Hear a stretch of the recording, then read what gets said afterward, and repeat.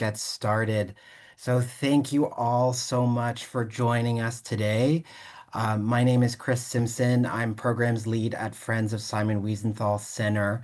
We are so glad you are all here for another installment of Book Talk. This virtual series focuses on recently published books related to our work on Holocaust education, defending human rights, and combating anti-Semitism, racism, and other forms of hate. We are excited to have Shelly Sanders on this evening's program, who will speak about her recently published book, The Night Sparrow. For this session, please feel free to keep your videos on with your mics muted so we don't have any accidental disruptions. This session is being recorded and will be uploaded to our YouTube channel, so folks who are unable to attend today can watch at a later date. You are welcome to submit your questions using the chat function throughout the program, and we will do our best to get to them. We will also be conducting a giveaway contest this evening. HarperCollins Canada has provided us with 4 copies of Shelley's book. After the Q&A portion, we'll be asking 4 questions related to the book. Once a question has been asked, please use the chat function to submit your answer. The first person who answers the question correctly will receive a copy of the book. We will review the submitted answers after the session and contact the winners via email in a couple of days.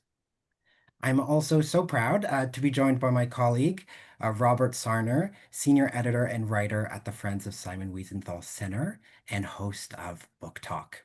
On that note, I will hand it over to you, Robert. Thank you so much, Chris, who just this week, I'm delighted to say, has joined the FSWC team, and we're thrilled to have him on board. So good evening, everybody, and thank you for joining us for this latest edition of FSWC's Book Talk series. And a special thank you to all the Toronto Maple Leaf fans who are with us, who have actually chosen our Book Talk series over the Leaf game, which is happening as we speak. So we really appreciate that you came to be with us instead of watching the hockey game. I'm thrilled to have with us this evening Canadian best-selling author and former journalist Shelly Sanders, who's joining us to talk this evening from her home in Oakville, Ontario. And we're going to be discussing largely her latest novel, The Night Sparrow.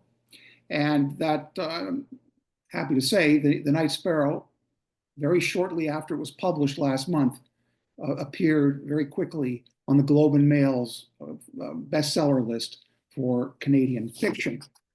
Later in the program, as Chris mentioned, we will be giving away 3 copies of The Night Sparrow to 4 lucky people, after which we hope to have time to take questions from the audience for Shelly. So please do use the chat box at the bottom of your screen to submit your questions. For those of you who are not familiar with Shelly and her work, she has a fascinating background, both personally and professionally. So before getting to the Q&A with her, I'm going to read this brief bio, which I hope does her justice. Born in Toronto, Shelly spent much of her youth in the United States. Returning to Canada, she received an honors degree in English literature from the University of Waterloo, followed by a graduate degree in journalism from Ryerson, now known as the Toronto Metropolitan University. After working as both a TV and print journalist in Canada, Shelly began writing historical fiction. Her first novel, Rachel's Secret, published in 2012, was inspired by her grandmother's Russian Jewish childhood. She followed up with Rachel's Promise and Rachel's Hope, creating the award-winning Rachel trilogy. When Shelly was 18, she discovered she was Jewish. A few years ago, she researched Latvia's Jewish history and her own maternal ancestry. While there, she learned that she had 26 relatives there that had been murdered in the Holocaust. This upended everything Shelly thought she knew about her family, leading her to write Daughters of the Occupation in 2022. The novel is set in Latvia during the Holocaust and explores intergenerational trauma, which runs through her maternal side. Shelley is also a member of the Women's Fiction Writers Association, PEN America, and is the Canadian liaison for Artists Against Antisemitism. And with that, I want to welcome Shelley to Book Talk. And thank you so much, Shelley, for taking the time to be with us here this evening. Thank you so much for having me, Robert. Shelley, why don't we begin with you giving our audience a brief description of the Night Sparrow? Given the fact that it's just come out so recently, I imagine many people haven't yet had the chance to read it. So why don't you give them a kind of a brief overview of what the novel entails? Great. So, The Night Sparrow is the story of a Jewish female sniper in the Red Army in World War II. There were a few Jewish female snipers. In all, there were 2,500 women snipers in the Red Army in World War II. And there was actually a sniper training school in Moscow set up in 1942 to train the females to become snipers. So I learned about this sniper training school and I read about Bella Epstein, who was a Jewish sniper. And I was able to get my hands on diaries of some of the women had written that were translated into English only within the last few years. So the book is about this platoon, all female platoon that is they're snipers and they start in, training. My main protagonist is from Minsk, and she one of the reasons she joined is because her family has been killed in Minsk. And she witnessed a lot of really horrible, awful things in Minsk. So she was really seeking vengeance for her family. And so she enlists in the sniper training school. I should point out that all Russian youth at the time, men, women, and young men, all learned how to shoot in the Komsomol, which was their youth group. And there was no gender differences. That women, girls were able to do anything that boys did at the time. So they all were very good shooters. They learned all about that as teenagers, actually. So it follows this platoon, but notably Elena, and as they go on the Eastern Front. And the Eastern Front is not as nearly as well known as the Western Front. And this is where the Soviet snipers were on entirely, was the Eastern Front. And so the book looks at this platoon, the camaraderie, the challenges, the obstacles, the losses, the catastrophes, what it means to be a female sniper. And one of the things that I would say as well is in my research, which took about a year, I read The Unwomanly Face of War, which won a Nobel Prize. And I would think this book, I think what I really was trying to show is the womanly sense of war, because for women, the experience was so different than men's experiences. And I read men's diaries as well, and it was completely different in terms of their texture, their experiences, what they focused on, all that sort of thing. So it is a women's look at the front line. They were on the front line, and as a Jew as well in Stalin's communist society, and also so it also looks at what it meant to be a Jew in the Red Army in World War II. So it follows Elena through this entire journey. So I should mention that I'm about halfway through reading The Night Sparrow, thoroughly enjoying it. I do recommend it. Can't wait to finish it. If the second half is anything like the first half, it'll be a terrific read. Very fast question, Yeah. Shelley. Why the title, The Night Sparrow? So the title is it's very an important thing. And one of the diaries, one of the girls had said in her diary, "We are but a sparrow's feather." And that got me thinking. I didn't understand what that meant, but it had to be significant.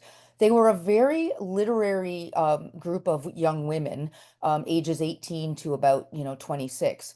And one of the things I discovered in my research was they were voracious readers, and especially of Pushkin and all of the Soviet classics writers, Russian classic writers. And so I wondered what that meant. It was very poetic. And so I started researching sparrows and discovered that sparrows are a very uniform in looking bird. They're small but mighty. They're much more powerful in groups. They nest in trees. They are easily camouflaged. And they are a community bird. They like to have a community. And this is very similar to the way that the Soviet snipers were. They were in uniform, and they did look alike. They were much smaller than the men, which actually was helpful to them as snipers. In fact, many men at the end of the war felt that the women were as good, if not better, at being snipers than men. And they were small but mighty, and they were very dangerous in groups. And they would also hide camouflage in trees as well, like the sparrows. So there was a lot of similarities. So between me and my editor, we came up with the night sparrow because at night was when they would get into position, and lie in wait was when they would get into position. And the sparrow term, it just really it suited them. So that's how the title came to be, the Night Sparrow. Of course, the Night Sparrow is a novel, but it contains many historical references, especially in connection with World War II and the Holocaust as well. How much of the book is actually real in the sense that it actually took place, what you have in the book, and how much is fictional that you've invented for the purpose of the story?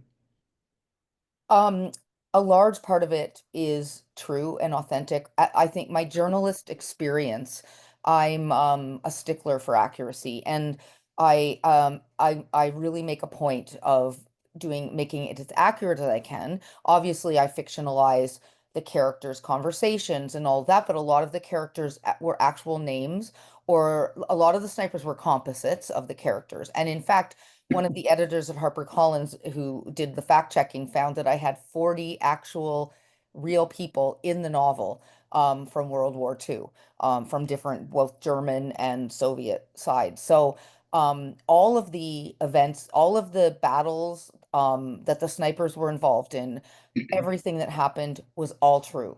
Um, the route that they took was all true. I actually went to Poland and Germany in my research, and I went to Kustrin, where one of the battles takes place, and it was a fascinating a place to see and just envision, what went on. That was a brutal battle, which is in the book. And then the snipers crossed the Oder River, which was very significant because when they finally took Kustrin and crossed the Oder River, they were getting really close. They were in Germany, and that was a sign that they were on their way to to to winning. So, but then when they crossed over, they did have the Battle of Silo Heights, and they were involved in that, and they were at a huge disadvantage because they were on the lower terrain, and all the Germans were up high in not the mountains, but like on the high on the ledge, basically. And so that was a very bloody battle, but they ended up winning that. So I was able to go on the road that they walked on, which is now like it's nicknamed Liberation Road, but it's an actual route, the exact same road that the snipers would have walked on. I mean, and they were part of the infantry, so they walked basically from Moscow to Berlin, with a few car, bits here and there, but mostly on foot. And so I was able to go on this actual road, which what they took all the way into Berlin, and then I spent time in Berlin where they were as well, where they weren't involved in the Battle of Berlin, but they were there when Berlin fell. So it was a very good pivotal trip. I'm an immersive author, so I really wanted to see the actual place where they were. So, but yeah, all of that is actual and real. And in my author's note, I detail, which I say don't read till you finish the book, because the author's note does have information that kind of gives away some things. So I would say if you're going to read the book, don't read the author's note till the end. Yeah. Each chapter in the book begins with a quote from a different person, and you Mhm. you actually begin the book with this quote: "Let's get ourselves into gear, stand up to the Nazis, and drive them back." And it's attributed to Yulia Zhukova, Mhm. Red Army sniper. Yes. My question is, first of all, was this a real person? And are the other quotes that you have throughout the book at the beginning of each chapter, are they from real people as well? Yes, Yulia Zukova was a sniper who actually wrote a memoir, like a number of girls she did. And all of the quotes are actual quotes from snipers and from other kind of things that work really well with the chapter and the history. And so they are all real. And I decided to use that because I really wanted readers to read the sniper's words, the actual words from these girls, because they really gave give a really good indication, like they really illuminate, I would say, their experience, their words, because these were girls placed in a man's world at a very young age, as I said, somewhere as young as 17, 18 to about 20. Well, the oldest was 48 actually. Um, and so they were placed in this man's world, but they were also very young. For example, Rosa Shanina, who was one of the ones that really caught my heart, she was quite young and she was a kindergarten teacher before, but she also had a real love of adrenaline. She loved being part of the fight. And her diary was pivotal in my research, and I've read it a couple of times. And she writes about wanting to, kill the fascists, the Hitlerite fascists, as the girls called them. But then in another quote, another day of her diary, she'd write about how she really wants to find love and to experience what love is, because she knows that any day could be her last and she's never had love. And then in another day, she would write like how the girls are being mean, and she had two friends and they're not nice to her now. And it's sort of like you get this sort of teenage kind of mean girls coming in, and you really see this all of the different pieces of these girls, and what they're going through on a much more emotional level than, say, the men's diaries. I read men's diaries on both the German, as German snipers, and as Soviet male snipers, to get a sense of their experiences, and it was much more sort of technical and factual in terms of what they had done that day, and not getting into the emotions like the women. So those quotes, I really wanted the reader to have their actual words. I thought that was, um, they just inspired me so much. They are really inspiring women. Well, I did find the quotes very evocative and a very effective device to begin each chapter. Before I get to the next question, Shelly, I just want to remind our viewers to please submit their questions for you. We'll be taking questions from the audience, so please use the chat box um, for any question you want to have asked to Shelly. For the next question, I wanted to ask you, Shelly, how did you actually come across the existence of the female snipers unit um, in the Red Army? Because I would imagine many people, until maybe even your book, had never even heard of this. I myself, I must confess, I was not aware that there was a female snipers unit um, during World War II. And not only did you discover it, you chose to make it a central part of the novel, and I'm curious to know why. And while you're answering the question about the women's sniper unit, Chris is going to share some great archival photos Mhm. of actual women snipers from World War II, from the Red Army. So, Shelley, if you could just tell us, A, Sure. how you discovered the existence of the women's unit and why you chose to make it such a central part of the novel. So I discovered it.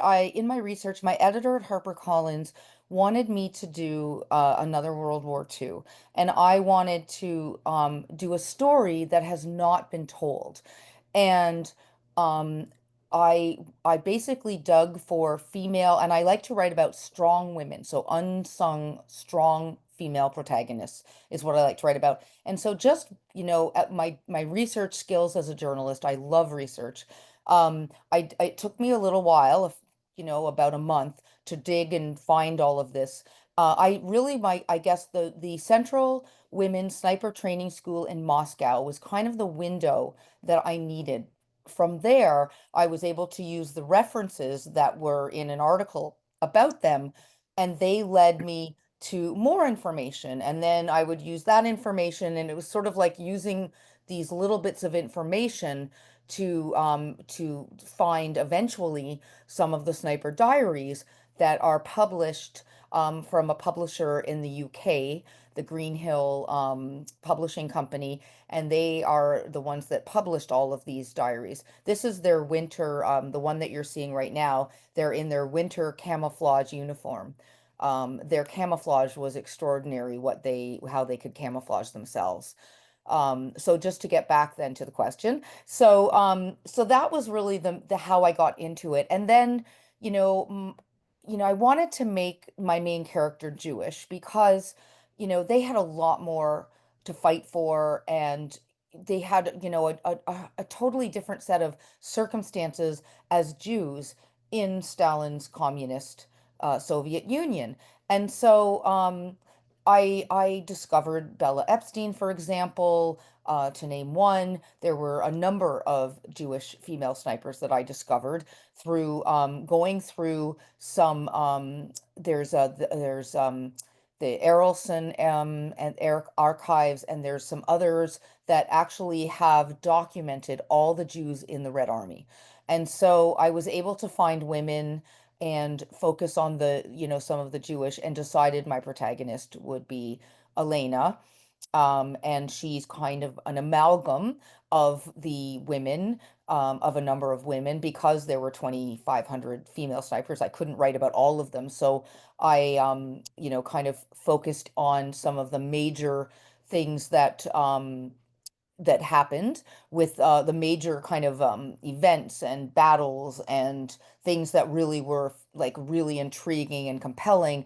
And then, had the snipers kind of, gave them names. Now, I did use a real name. Nina Lovbaskaya was a female platoon leader, and she led an entire platoon of females. And I just found that amazing. And so her name is actually in the book, and she is herself in the book. And there are a number of other people that are themselves. As I said, this one fact checker found 40 actual characters in the book, and people. So yeah, and the sniper you're seeing right now also was real as well, and she's in the book as well. And really just amazing. Again, these women just inspired me, and I just knew I had to write about them when I started reading their stories. And if you look at their faces, how young they are. I mean, they are so young looking. And as I said, they are placed in a situation. They had 6 months of training, and they're, out, and they were placed in this situation. Now, again, their attitude had been shaped by propaganda through their childhood, and through school and all of that. And one of the things that I do when I'm writing a book is, when I come across books that the snipers read, for example, I got the books and I read the books. So How the Steel Was Tempered, The Dawns Are Quiet. I read all the books that I could find that the snipers referenced, because as I said, they were a very literary group of young women.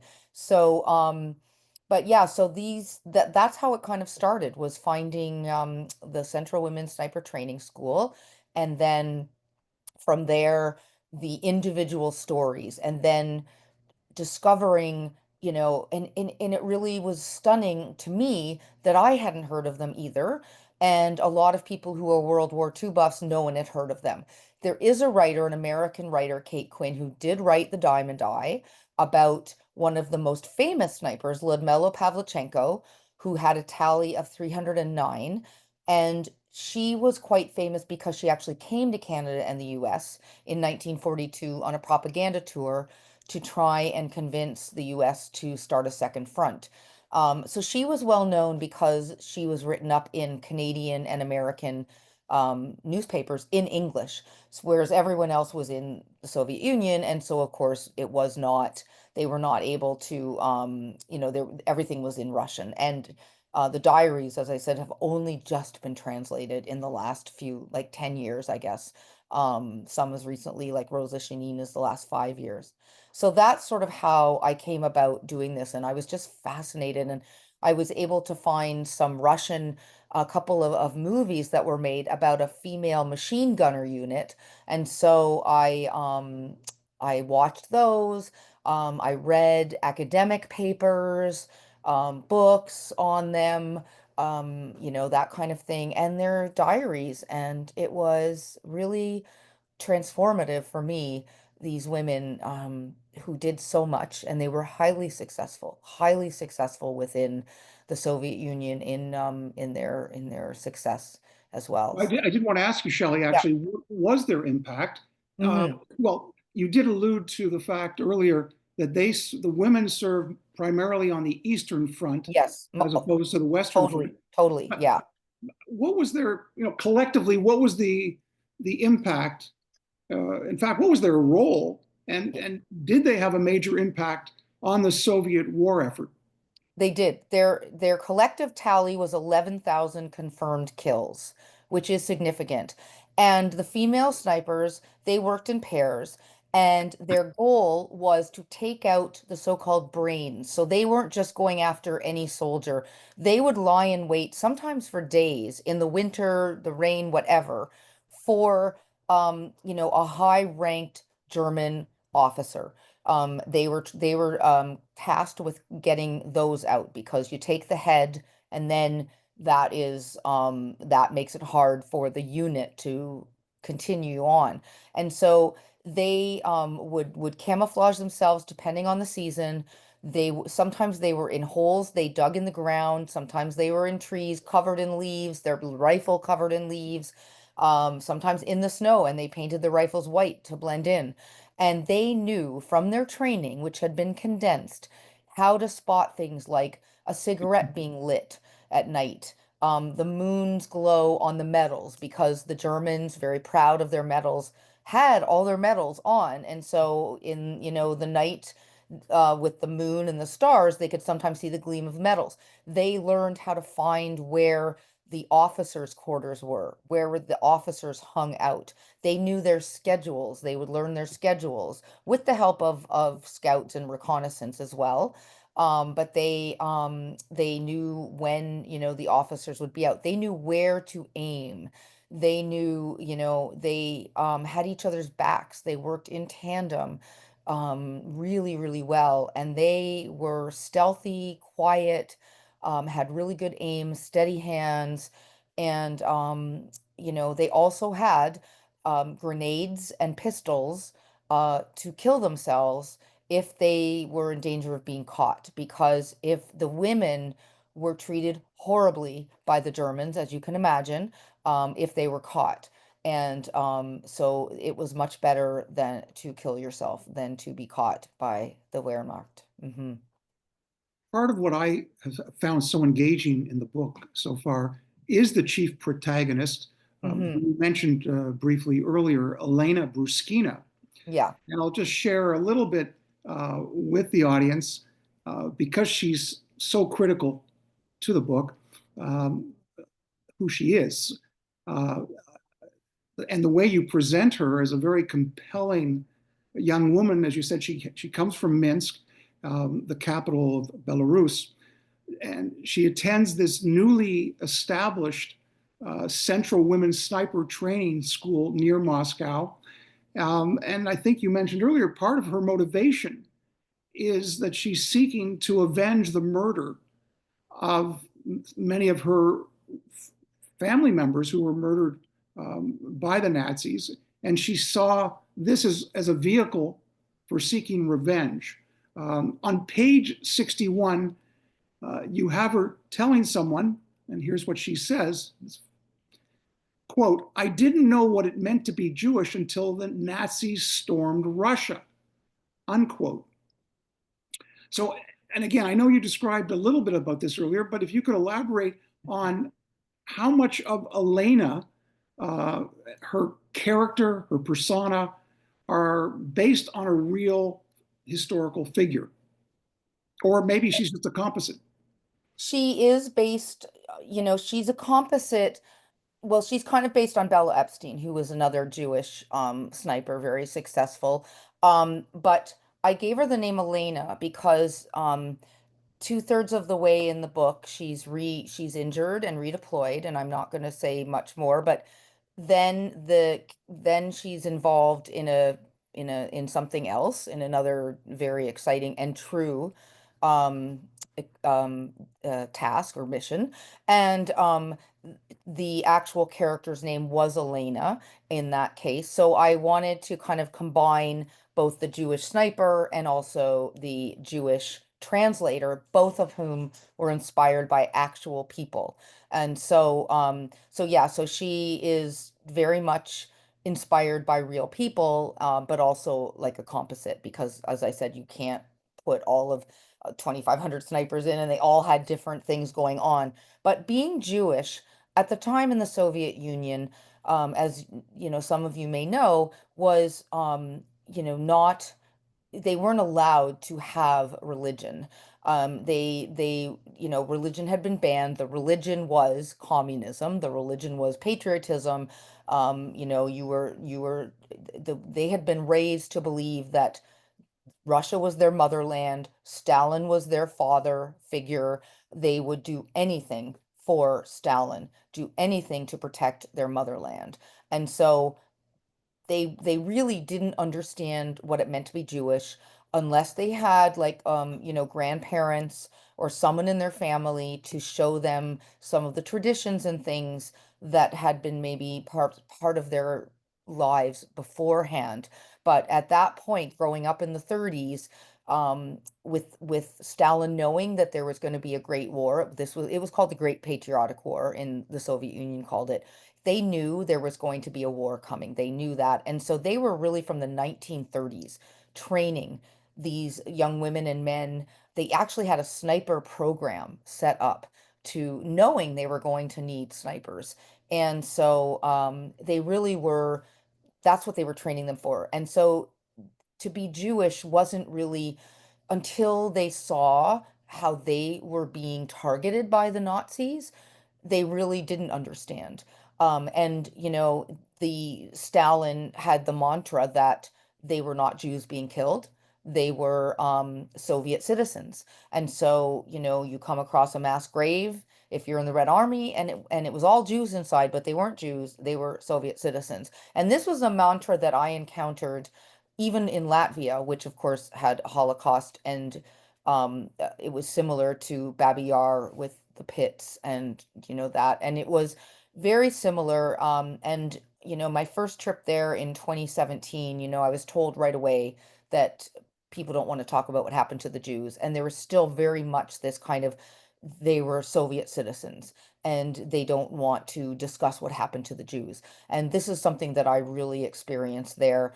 Even though there are monuments to them, um, in both Minsk now and also in Latvia, in Riga, it's still a very difficult topic. And this was because it was generational that they were not Jews, they were Soviet citizens. So, some of the Jews became more devoted to Judaism through being in the Red Army and witnessing all of this, and others gave it up entirely and wanted nothing to do with it. They became, and in fact, Elena's family, in my research, I discovered a number of the female snipers came from families where one parent, they might have both been Jewish, but one parent had forsaken her Judaism and was an avowed communist, and the other parent was Jewish. And so there would be this dichotomy within the family, and they had to grow up with that as well, with one parent, spouting the propaganda and the other parent trying to give some Jewish culture to their children and to their family. So it was very difficult for, I think, Jews seeing what was going on and knowing that they were being minimized as people, and that the Soviet Union did not um, look at them as Jews in any way. And this got worse after the war when there was absolute focus on the Jews, an intense focus on the Jews by Stalin. Without giving away one of the real suspenseful parts of the Mm. book, I can say that Elena is eventually recruited by SMERSH, Yes. which was, for the audience, I should mention, it was a real Soviet counterintelligence agency that was established in 1943. And in the book, you have Elena late in the war receiving this major assignment, which is in part due to her command of German. Hmm. And I won't reveal what that assignment is here. Yeah. It wouldn't be fair. No. But I know it's a bit mysterious, but is that was that assignment, which readers will understand when they read the book, Mhm. was that a true life mission that actually took place? Yes, it absolutely was. And it's a completely unknown story, and it involved a Jewish woman in the Red Army, and it is all true. And it's just been hidden. Stalin, really hid a lot of the war.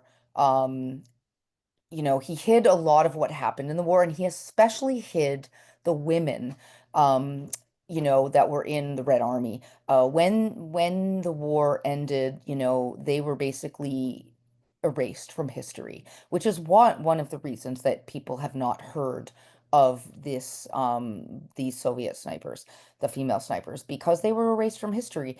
And they were minimized as people, um the fact that they're not in the history textbooks, and that this event that Robert is alluding to was not talked about, is really heinous. And it's a little frightening because you see this going on in the US now, where there's, under Trump's orders, the females records, especially the heroes in the Navy, the Air Force, have been erased from military websites. So we are seeing that happening again, which is a very Soviet-esque kind of thing.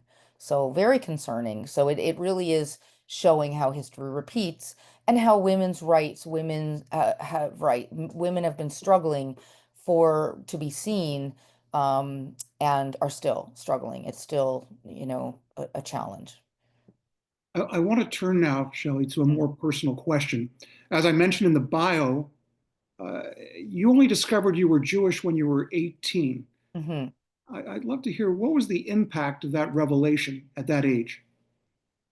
It was really very transformative, but it took me years to really understand the weight of it. So, I discovered this because I had a very good friend who was Jewish in my high school, and her parents wouldn't let her go to prom unless she went with a Jewish guy.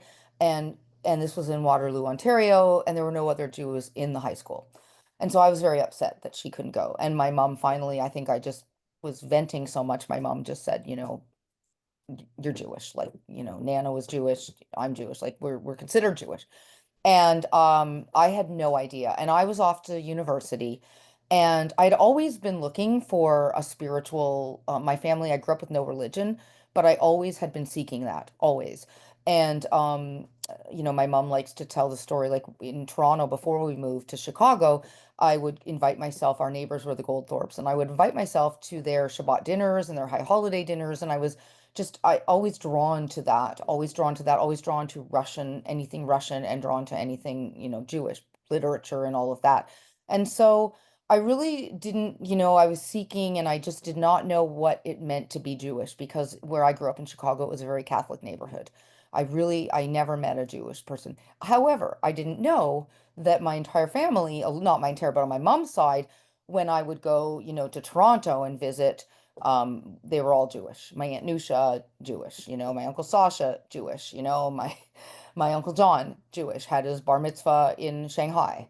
All of this. And so I didn't know at the time, but I was with a lot of Jewish people, but just did not know. And we didn't, in my family, we just didn't discuss things. Like my mom just, she'd only found out when she was 24.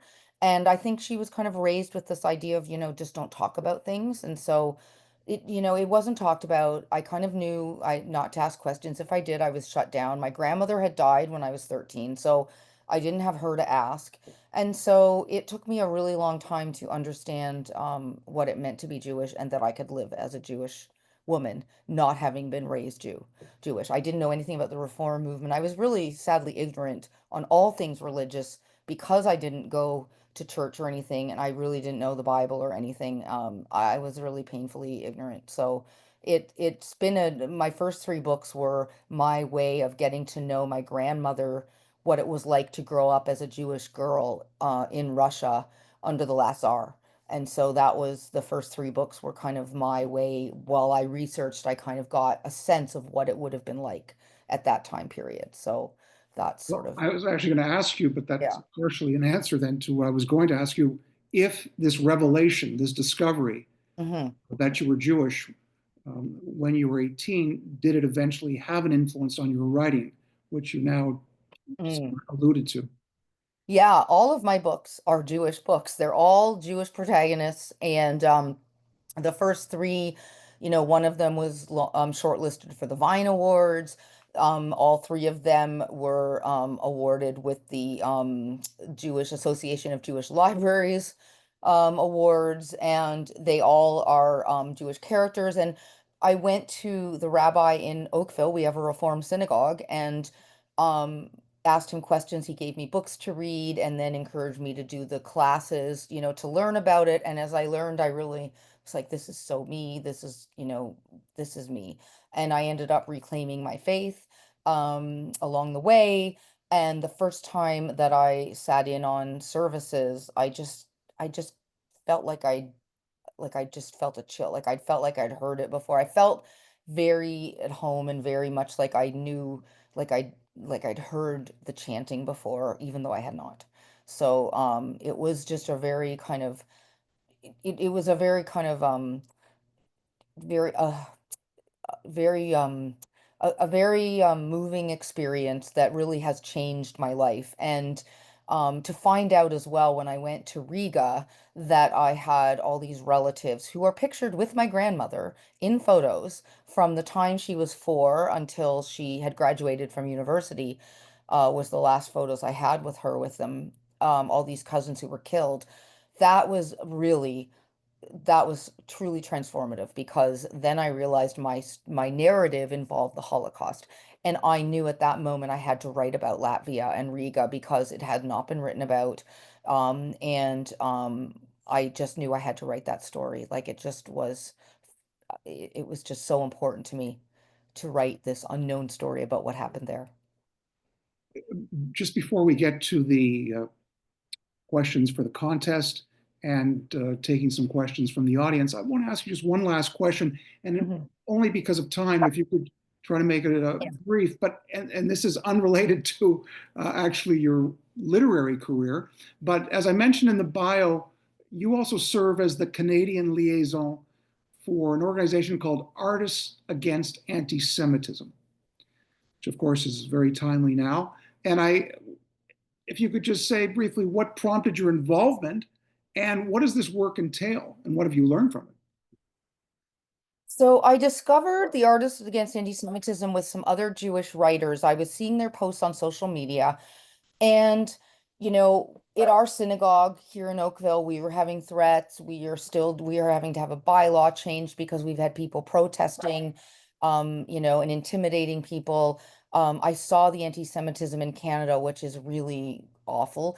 And also, I've had so I've been review bombed, which I had with the Night Sparrow, where someone just gives you like a 1 star, or they'll give you a review like they haven't read the book, and they'll just say, "Oh, I didn't like the book," or something like that, and they review bomb you. So it had affected me as well.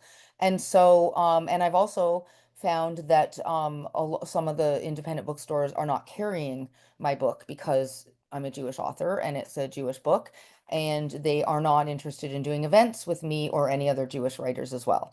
So it's really been a personal decision, and I wanted to get involved in a way, in a meaningful way.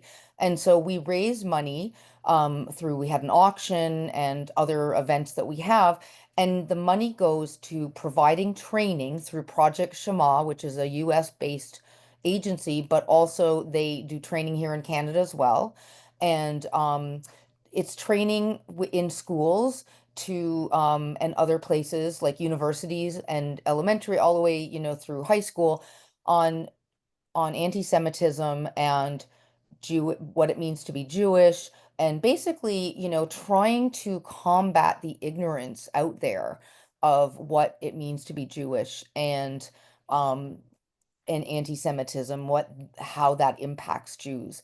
And so that's what we've done. And we've actually, Project Shema has, we raised enough money in 2 auctions. They've created full, complete new programming that is becoming very successful as well.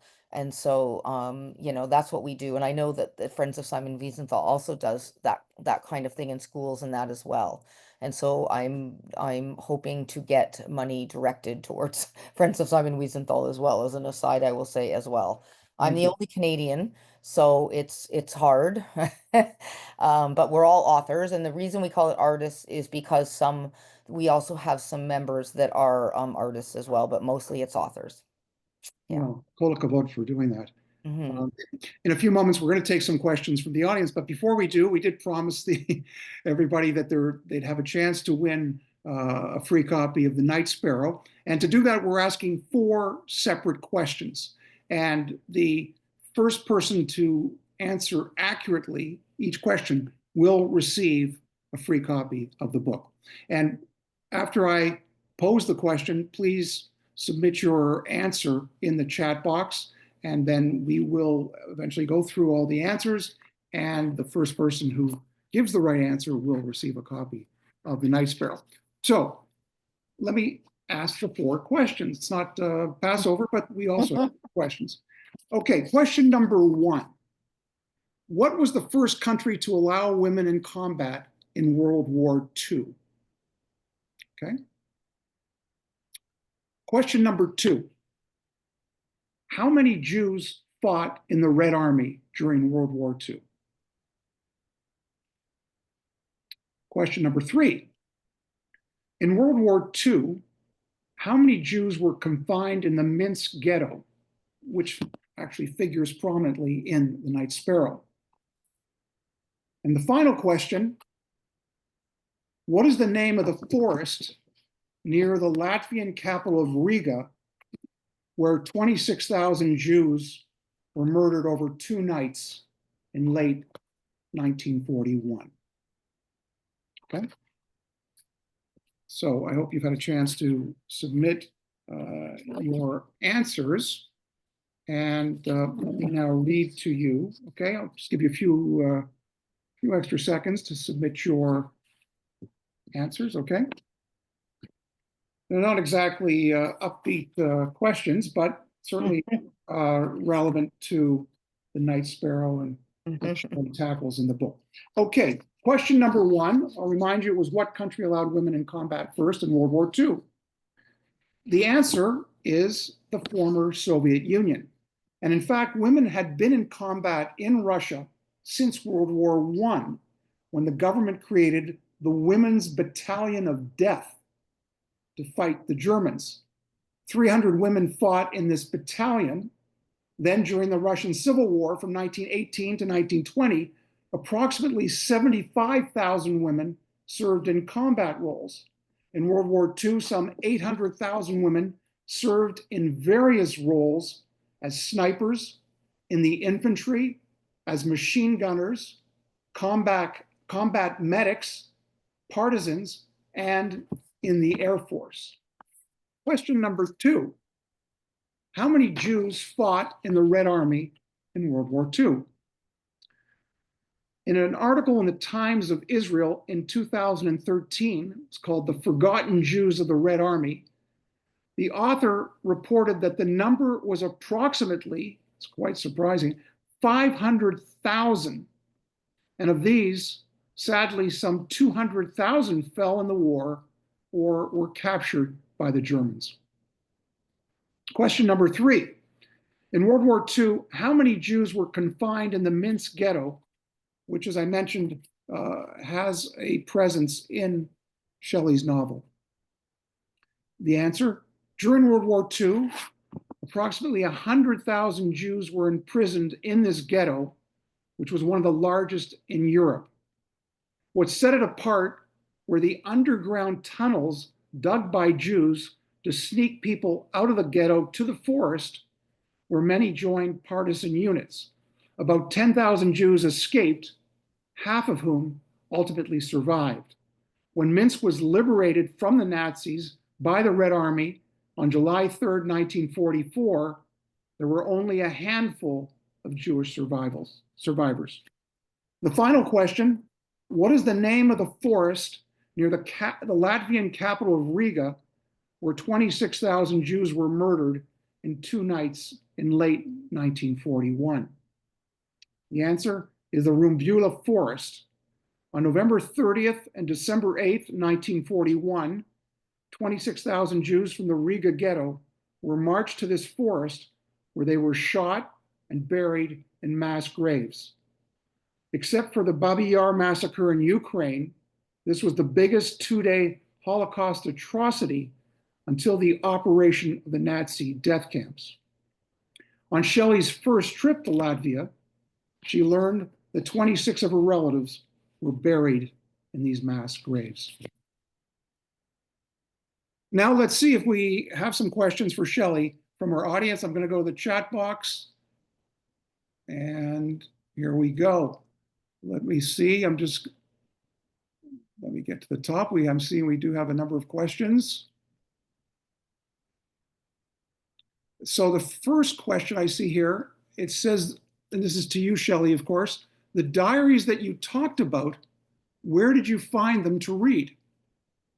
I ordered them directly from the publisher in the UK, River. I don't have one in front of me, I realized. But it's yeah, it was it's in the back of the book. I acknowledge them. But yeah, I don't have one in front of me. They are a publisher and that's what they published. They did all of the diaries. And so yeah, they're amazing. Like they're amazing. So that's where I got them from. So I ordered them online. Okay. Uh, Here's a question from Eleanor. She says, my granddaughter has had a similar experience in Israel. As a lone soldier, she was assigned to the first ever women's tank unit Mm, 3 years ago. Now the unit is very active in the war. Not exactly a question, but certainly an interesting comment. yes. Uh, from Gail Geary, she asked, of the 2,500 women snipers, how many survived? 500. The 500. So, the average lifespan of a sniper on the front was 2 weeks, which is okay. it's really brutal. Yeah. David Stambler has an interesting question. He asks, was there any awareness among the female Jewish soldiers and snipers as to what was happening to Jews in concentration camps during the war? They knew, I mean, they knew about Babi Yar, of course, and Rambula, like things that were on the Eastern Front. Um, it would be an individual thing on on the information, whether they got information or not. They had frontline newspapers, and of course these were censored. But it would really depend on who they knew and if they maybe had family in those places or someone had escaped and was able to get a letter to them. but it was pretty hard, as you can imagine, to get mail, especially when they were in occupied German territory a lot of the time. Like the reason that they only lasted, that the average lifespan was 2 weeks, was because they were not behind the front line, they were in enemy territory.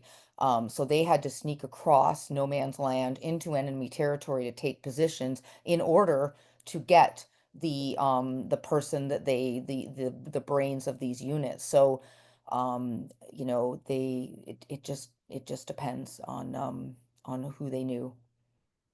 So for reasons of time, we don't have any more time to take more questions. Um, so this really does bring us to the conclusion of this evening's book talk. I want to thank everyone for joining us this evening, with a special appreciation, of course, to Shelley for being our featured guest. For anyone interested in purchasing The Night Sparrow, it is available in most good bookstores in Canada, unless they're boycotting Jewish authors and Jewish books, which is quite sad that Yeah, we heard it's that from happening all Shelley. over. Yeah. Well, that's certainly a Hmm. sad sign of the times, if there ever was one.